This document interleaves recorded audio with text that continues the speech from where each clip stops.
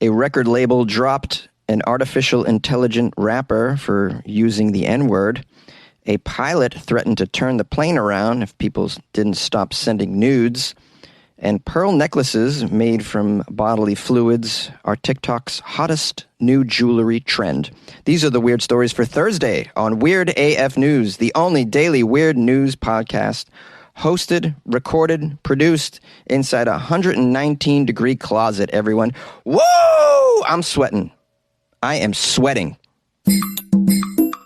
A record label drops a virtual AI rapper for using the N-word.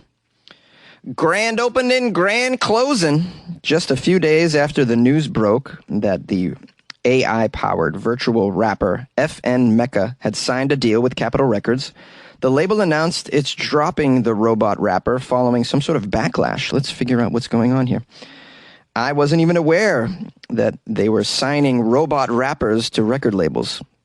The rapper in question here is called FN Mecca. It is the creation of Anthony Martini and Brandon Lee, who are co-founders of Factory New, a virtual record label who were the first to ink the virtual rapper to a deal. FN Mecca's voice is based off a real human being, but everything else about the rapper, including his rhymes, are based off artificial intelligence technology, according to the creators.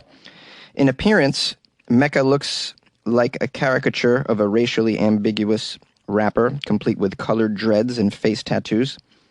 Mecca has a new single entitled Florida Water. Florida Water.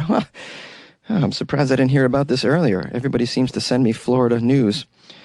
Of course, it's a Florida rapper that gets canceled. Of course.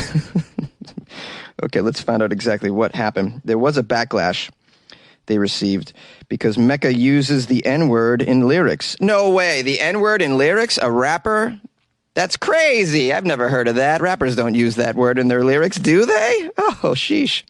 I was totally unaware.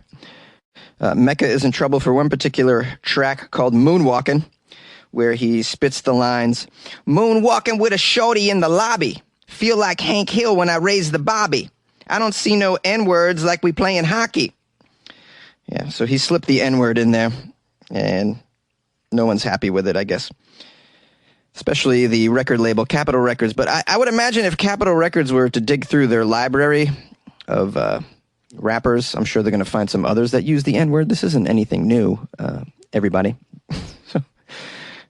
And it seems to be okay if you are of a certain ethnicity, which it sounds like FN Mecca is biracial, at least, or some sort of mix. So I don't see what the problem is. Or maybe record labels are just coming to the realization that the N-word can be very jarring and make listeners very uncomfortable. It certainly makes me uncomfortable. I'm not really a fan of hearing it, to be honest with you. But I know it's in rap songs, and it's in rap songs that I love going back years. You know, I'm a huge fan of Biggie, Jay-Z, Dre and Snoop, of course. I've been listening to hip-hop ever since I can remember, really. Now, you might be wondering, how does a robot rapper, an AI creator, get signed to a major record company? Well, this FN Mecca had 500,000 monthly Spotify subscribers and 10 million TikTok followers. So if you have any sort of traction on these major platforms, this is where they're going to look for their talent these days. They're going to Spotify, they're going to TikTok, and they're signing artists this way. And it looks like some of the artists are going to be human, some are going to be non-human. It's a surprise to me. I should probably be concerned about my own position in this world as a human podcaster in a closet. Perhaps I should be fearful that a robot podcaster in a closet is going to push me out. I got to tell you, recording in a closet is not fit for a human, not this time of year. Have you seen the temperatures in Southern California? It's probably 119 degrees in this closet. Tough for me, probably not so difficult for a robot to handle these conditions. A pilot threatened to turn the plane around if a passenger didn't stop sending nudes. A Southwest airline pilot was piloting a plane to Cabo San Lucas, Mexico. The pilot threatened to turn the plane around and call security if a particular passenger didn't stop sending unsolicited, airdropped nudes to the other passengers. A video on TikTok went viral. You can hear the pilot over the intercom say, "So here's the deal. If this continues while we're on the ground, I'm going to have to pull back to the gate. Everybody's going to have to get off. We're going to have to get security involved, and your vacation is going to be ruined. Whatever that airdrop thing is, quit sending naked pictures, okay? Just quit doing that over the airdrop if you could, all right? Let's get yourself to Cabo, all right? Stop sending nudes. We're going to Cabo." According to the report, the incident happened before the plane was even airborne, when a passenger received an explicit image and complained to one of the flight attendants.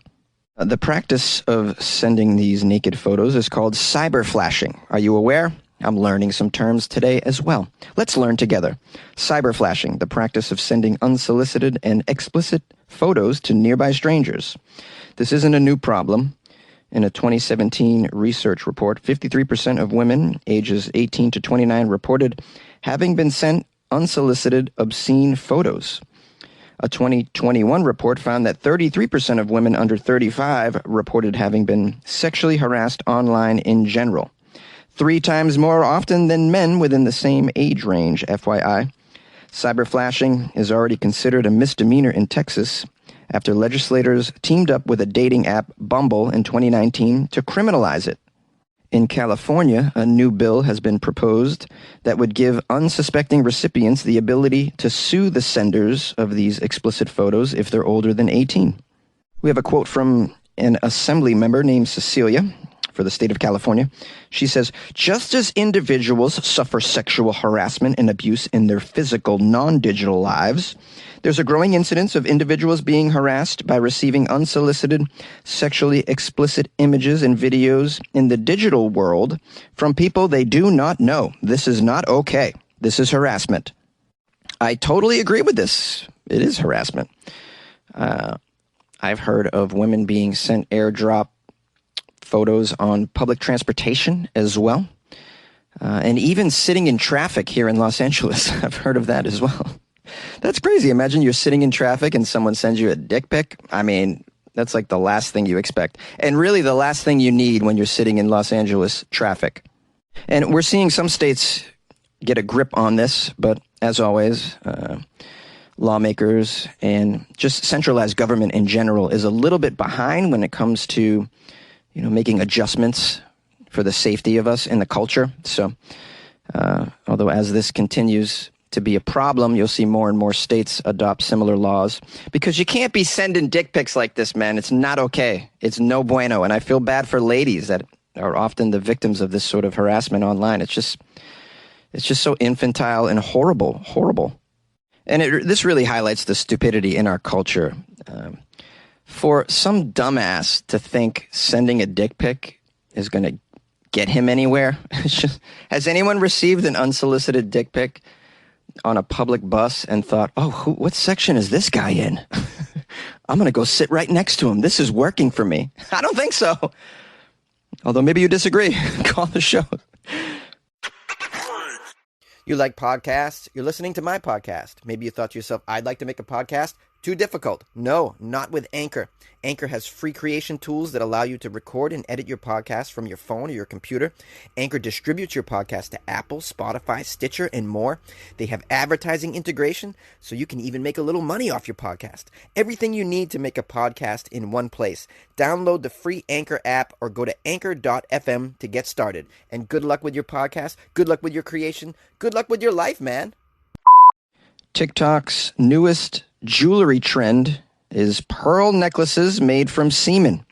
Made from semen is the key word. Who would want such jewelry? Well, apparently people want anything that's trending on TikTok. How sad. Let's learn a little bit about this. Maybe this jewelry is fantastic, guys. Pieces of jewelry made from semen are becoming an increasingly popular accessory. I can't believe I'm stating this. This is because Amanda Booth, she's a TikToker and an artist. She transforms bodily fluids into pearl-like, quote, gems. And she documents the process on her TikTok account. It's becoming very popular. I'd imagine she's selling a lot of semen pearl necklaces. Wow, here I am struggling in a closet, Can't sell a damn thing. She was interviewed by Vice recently. Amanda explained that she already had experience of crafting commemorative jewelry out of the cremated ashes of people's loved ones, as well as locks of hair, pet fur, and even breast milk. She turned her attention to what she calls jizzy jewelry after one of her followers on TikTok jokingly asked her if she'd ever consider using semen as a medium in her jewelry works. Well, Amanda's result turned out fantastic. According to her, she soon began taking commissions, it says. Oh, who wrote this? A very punny individual.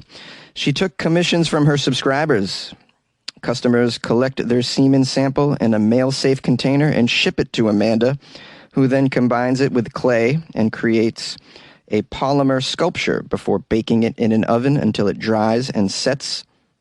You're probably wondering who would want jewelry made out of bodily fluids. Well, Amanda's clientele find the idea of wearing their partner's semen on their body to be very sexy, even romantic. One customer said, quote, "My partner loves to say things like, 'You're going to be wearing my nut on your finger,' and 'They're in your DMs, but that's my nut on her hand.' It's cool, it's sexy." I don't know if I agree. One female user said this was the coolest thing she's done other than carrying her lover's child. Others in the kink community use this pearl necklace as a kind of collar to signify the dom/sub nature of their relationship. Here's a quote from a customer. "Nothing says commitment and love like literally carrying their love with you. It's strange, but it is a very intimate and sentimental thing to get." Yes, I suppose there's a market for this. People do want to carry around a piece of their lover. I'd much rather go with like a lock of hair in a piece of jewelry than a bodily fluid. That's just me. I guess you could call me conservative. I don't know. What do you guys think of this? Would you carry around a piece of jewelry? Would you wear around your neck a semen pearl necklace? Call the show, 646-450-2012. Yay! Hey, weirdos. Thanks for joining me for another episode. And you made it all the way to the outro. I'm very proud of you. I'll keep it brief. I know your time is valuable. I want to thank Mitch Bowers and Roman Bledsoe, who sent me photos of their mullets for my amusement. Super cool. Appreciate that. Captain Bob Cohen also emailed me to let me know that larrikin is an Australian English term meaning a mischievous young person. So that was helpful. I came across that word in one of the stories on yesterday's show, and I was not familiar with it. If you guys would like to email me, it's funnyjones@gmail.com. You might want to email me. Use this email right now because tomorrow is Florida Friday, so send me some Florida stories, guys. You know, on Fridays we only do weird news from Florida, so the email is open 24/7. If you come across anything, send it my way. If you would like to support the show through my Patreon, I uploaded some stuff today in there, including a clip of my recent stand-up comedy show at the Hollywood Improv. So if you'd like to see some of Jonesy's stand-up, it's in the Patreon. Or you can just go to my YouTube channel. Some of that stuff is on there as well. It's just Funny Jones on YouTube. Pretty easy. The Patreon, though, if you'd like to support, is patreon.com/weirdafnews. And it's like buying Jonesy a cup of coffee a month. Yeah, keeping me lit with cold brew throughout these hot months. It's been very valuable, so I appreciate all my patrons. Shout out to all my patrons for keeping me caffeinated, keeping me cool as best you can. All right, so tomorrow's Friday, Florida Fridays. I hope to see you then. Be present, please. And if you come across anything, send it my way. All right, guys, take care. Hey, Jonesy, this is Rupert from Australia. I've just got to say that I think Dan at Club 77 has the right idea. When me and your mates want to go out and dance, we want to be out on the dance floor, and we don't want the Sheilas staring at us like we're fresh meat on the hoof. So I think that this is the right plan that he's got, to have the staring officers on duty. We don't want to be looked at and stared at. We just want to get our dance freak on. And the only thing I've got to say about this situation is that I don't like the idea of the pink safety vests on these officers. I think that's a bit sexist. If they're going to do that, then they need to have some officers that are in maybe baby blue vests as well. I think that would balance things out. So let's do that to even things out. Pink vests and baby blue vests on the safety officers, okay? All right, Mike. Take it easy. Cheerio.